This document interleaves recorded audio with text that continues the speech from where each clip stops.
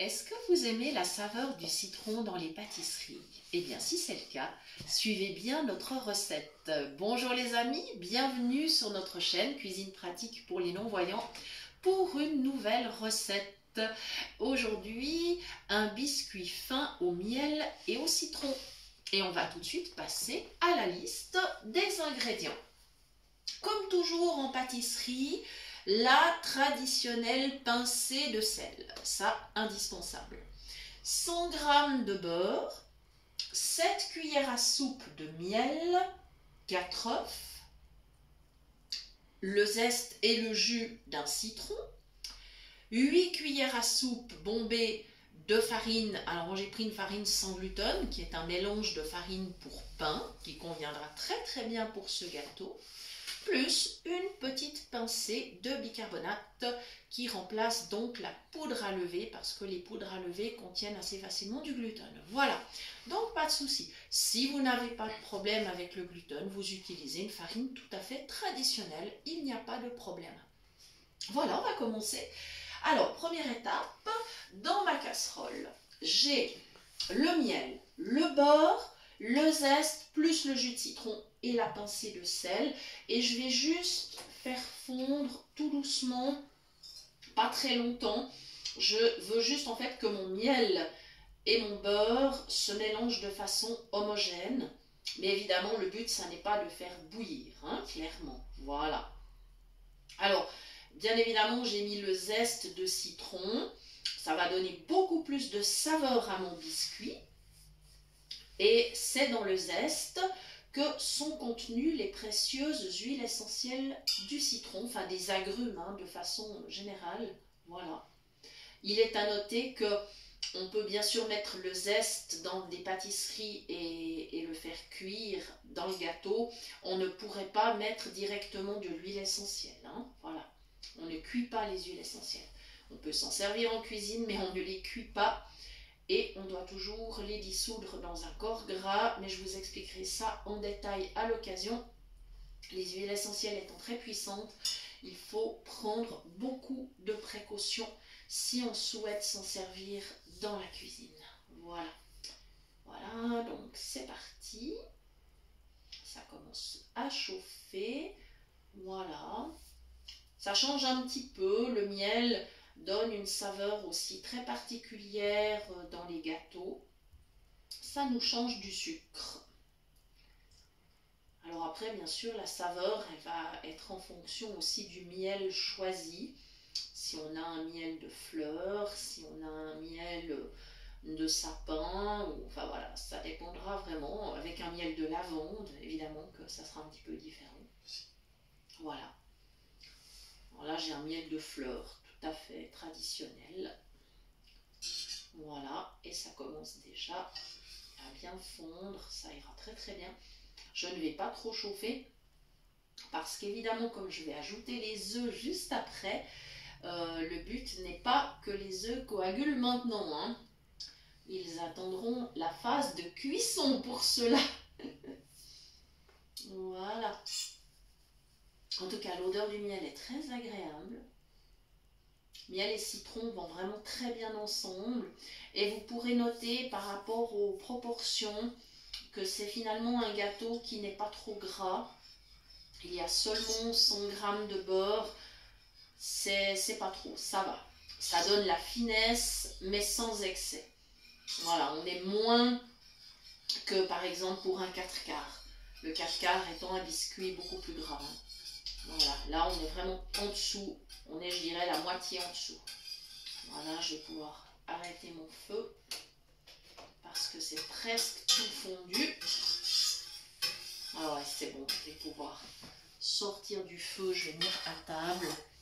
Je vais continuer à mélanger jusqu'à ce que mon beurre soit totalement fondu, mais on y est presque, on y est presque.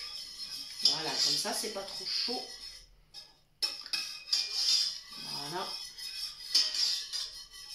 C'est un gâteau très facile, très vite fait. Et nous savons que vous aimez beaucoup les recettes de gâteaux. C'est pour ça qu'on essaye de vous faire plaisir le plus souvent possible avec des pâtisseries, si possible, qui sortent un petit peu de l'ordinaire. Voilà. Et voilà, je vais aller chercher mes œufs. Non, ça n'est pas trop chaud. C'est parfait. Voilà. J'avais à l'avance cassé mes œufs. Comme vous le savez, j'essaye de ne pas vous faire des vidéos trop longues. Ça n'a pas tellement d'intérêt si je vous montre à chaque fois quand je casse mes œufs. Alors par contre là, attention, il faut que je me positionne bien au-dessus avec le bol. Je prends bien mon temps. Voilà. Très bien. Mon bol part à la vaisselle. Voilà. Comme ceci. Et maintenant, je mélange mes œufs avec le reste. Voilà.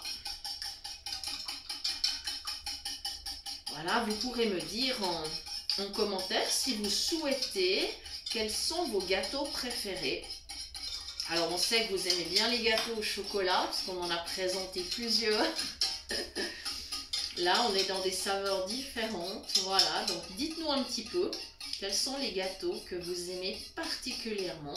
Et si nous pouvons vous faire plaisir en vous donnant les recettes, eh bien nous le ferons.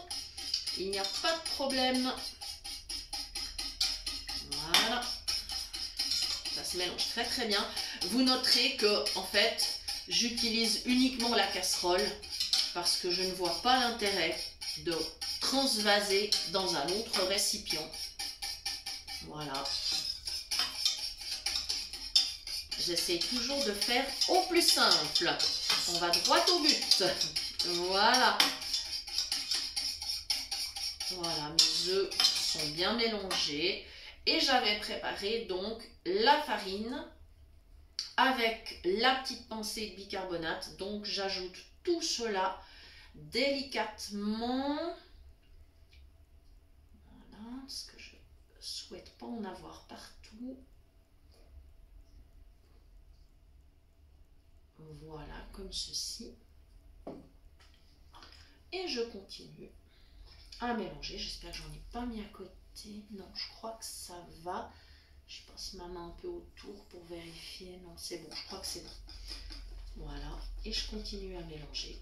Voilà, donc c'est un gâteau. Comme je vous l'ai dit, il est très très très vite réalisé. Il ira en cuisson au four à 180 degrés pendant, on va dire, minimum 50 minutes. À partir de là, il faudra vérifier. Si c'est pas suffisant, vous rajouterez 5 minutes. Ça dépend de votre four, du moule choisi. Voilà, il y a toujours plusieurs facteurs qui rentrent en ligne de compte.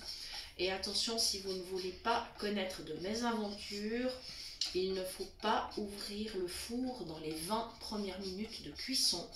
Sinon, votre gâteau redescendrait aussitôt. Mais je pense que il n'y aurait aucune raison d'ouvrir le four dans les 20 premières minutes. On sait très bien que le gâteau ne serait pas cuit à ce moment-là.